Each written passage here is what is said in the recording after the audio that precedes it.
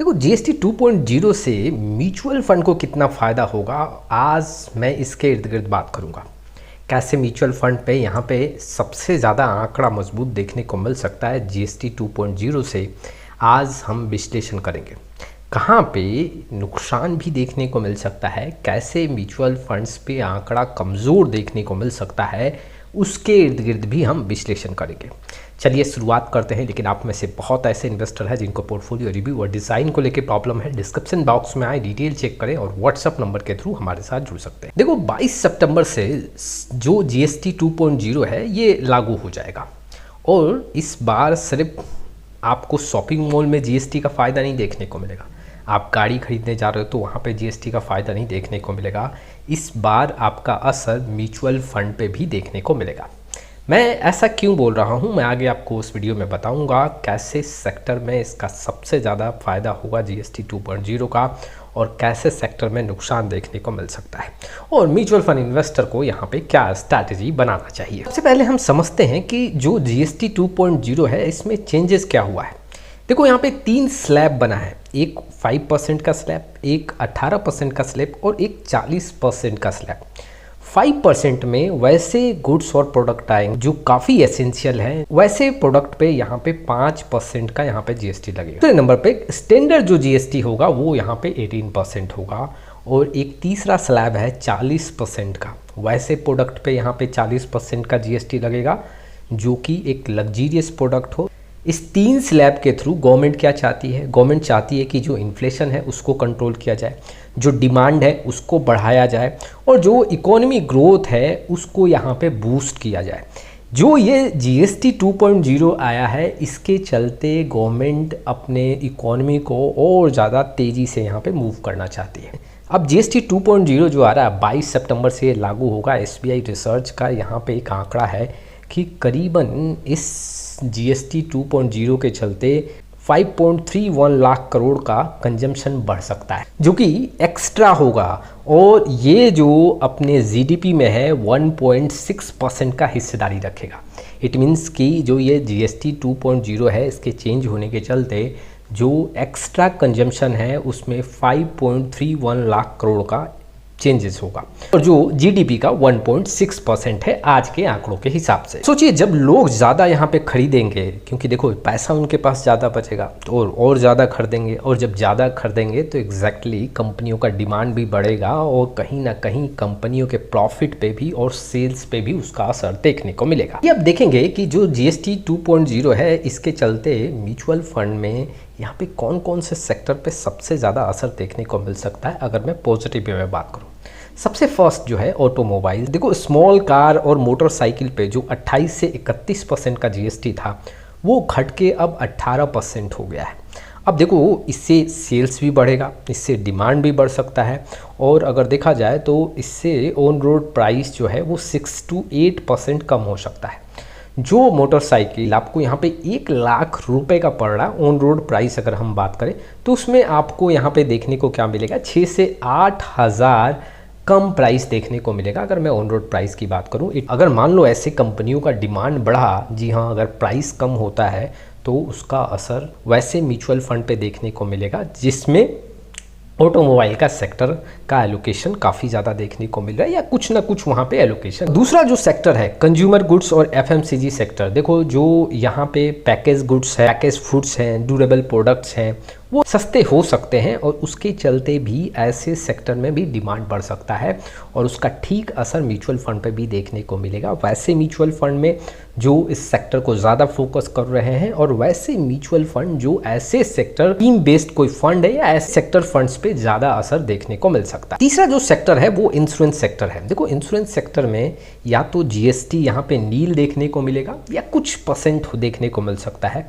अब अगर यहाँ पे जीएसटी नील होगा तो उसका पूरा फाइनेंस कंपनियों को जाएगा और इससे भी डिमांड बढ़ेगा। जी हाँ, जहाँ पे आपको साल का प्रीमियम 20,000 देखने को मिल रहा था वहाँ पे अगर मान लो 20% जीएसटी कम हो गया तो कुल मिला के आपका वहाँ पे 18,000 में वो पूरा प्रीमियम कंप्लीट होगा। तो ये जो है लोग चढ़ बढ़ के और ज़्यादा इंश्योरेंस करवा सकते हैं। इसके चलते जो इंश्योरेंस कंपनी है उनके प्रॉफिट एंड लॉस में बहुत बड़ा चेंजेस देखने को मिल सकता है। नेक्स्ट जो सेक्टर है सीमेंट और रिटेल जो सेक्टर है इसमें भी डिमांड बढ़ सकता है। कई ऐसे प्रोडक्ट हैं जिसमें जीएसटी काफ़ी कम देखने को मिलेगा 22 सितंबर के बाद, और उसका ठीक असर ऐसे सेक्टर में देखने को मिलेगा। लेकिन कुछ एक नेगेटिव जो पॉइंट है जीएसटी 2.0 की बात करूं तो जो लग्जीरियस प्रोडक्ट हैं उस पे जीएसटी यहाँ पे जी हाँ 40% के आसपास देखने को मिला है। जैसे कि लग्जीरियस कार की बात करें, बिग बाइक की बात करें, टैबेको प्रोडक्ट की बात करें, तो यहाँ पे जो है जीएसटी 40% लगेगा। और ऐसी कंपनी को जो म्यूचुअल फंड ज़्यादा फोकस कर रहे हैं वैसे म्यूचुअल फंड बहुत बड़ा चेंजेस देखने को नहीं मिल सकता। सवाल ये है कि म्यूचुअल फंड इन्वेस्टर को कितना फ़ायदा होगा।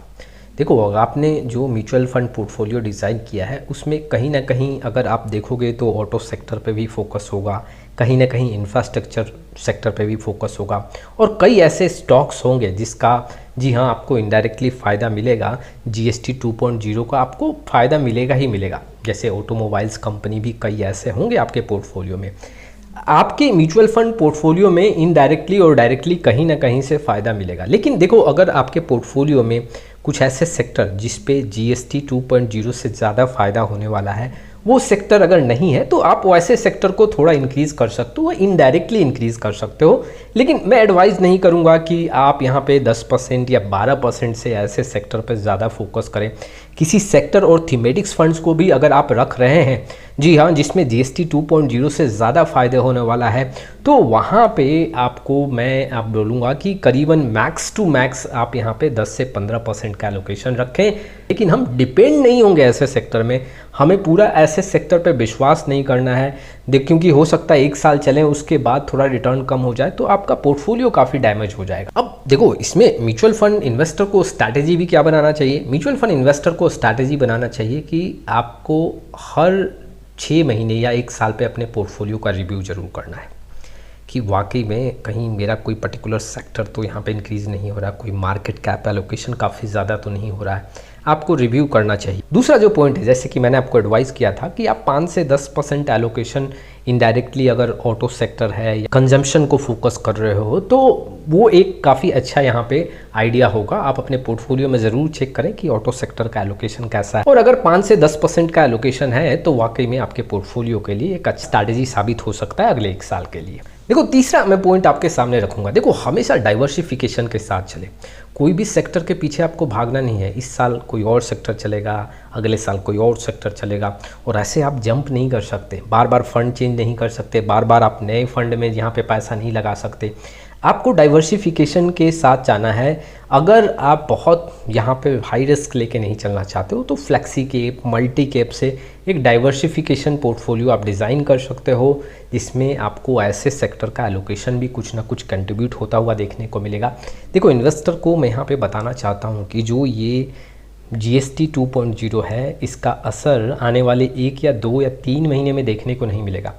22 सितंबर से ये लागू होगा और इसका असर जी हाँ क्वार्टरली रिजल्ट के बाद आपको देखने को मिलेगा। जैसे कि दिसंबर का जो क्वार्टरली रिजल्ट है, अगले 6 महीने और 12 महीने में इसका रिजल्ट देखने को मिलेगा। जैसे जैसे कंपनीज़ का यहाँ पे प्रॉफिट एंड लॉस अकाउंट आता हुआ देखने को मिलेगा, डेटा आएगा और उससे जो प्रॉफिट होगा कंपनियों में बूस्ट देखने को मिलेगा, स्टॉक्स के प्राइस में जंप देखने को मिलेगा, और ठीक उसका असर म्यूचुअल फंड पे भी देखने को मिल सकता है। अगर आप ये सोच के इन्वेस्ट कर रहे हैं कि अगले 2 महीने 3 महीने में इसका रिजल्ट देखने को मिले, तो ये शायद पॉसिबल नहीं है। आंकड़े जो ये चेंज हुए हैं जीएसटी 2.0 में, जो यहाँ पे 3 स्लैब हुआ है, इसका असर आने वाले 6 महीने और 12 महीने में देखने को मिल सकता है। अब आप ज़रूर बताएं कि क्या आप सहमत हैं जो मैंने आपके सामने इन्फॉर्मेशन रखा है, क्या आप म्यूचुअल फंड पे इसका असर देखने को मिल सकता है। आप अपना राय कमेंट बॉक्स में ज़रूर दें। आज के लिए बस इतना ही, फिर मिलेंगे एक नई वीडियो के साथ, तब तक के लिए जय हिंद जय भारत।